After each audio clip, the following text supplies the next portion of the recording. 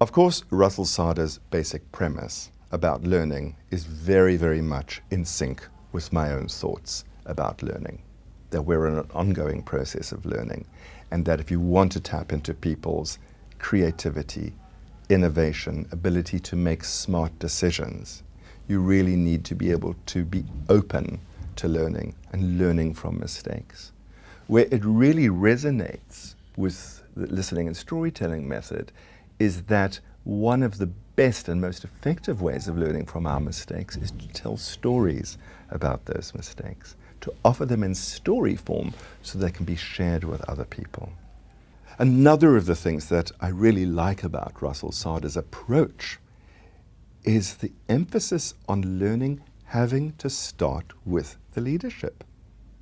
If leaders are not open to learning, then how can anyone else in the organization really get the importance of learning? And leaders need to be able to walk the talk. They've got to be able to show that they are willing to learn.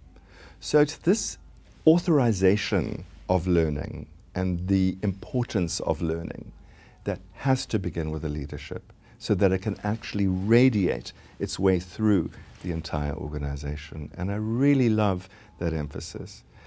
And in general, for me, being a learning organization, the very mention of the word, the very mention of the phrase, a learning organization, takes us away from business as usual. What it suggests is that even though we are experts in our fields, our expertise doesn't exclude us from expanding and growing. And sometimes in order to establish our authority, people take very bottom line approaches. I'm the expert and I know. Well, learning is a much more humble approach. It's saying I don't know everything and I'm willing to open my mind to what's possible, what still can be learned. And that is how innovation happens. That's how creativity happens. That's how the world evolves. So I really love this example that Russell gives in his book about Blockbuster, about how, Blockbuster was the only game in town if you wanted to watch videos. And when they were sort of told that, there's a new wave coming, people are going to be watching videos in a different way, they're going to be doing it online, on demand. Oh, that'll never happen. That could never happen.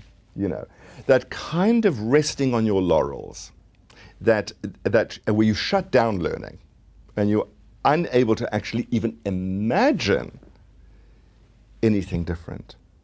So the ability to learn is actually an active imagination.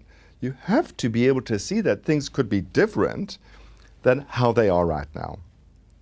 And I just love that about his approach, showing the way that technology is moving so fast that we need to suspend disbelief, even if we can't immediately see where things are going. And a company that doesn't do this in this high-speed technological age is shooting itself in the foot.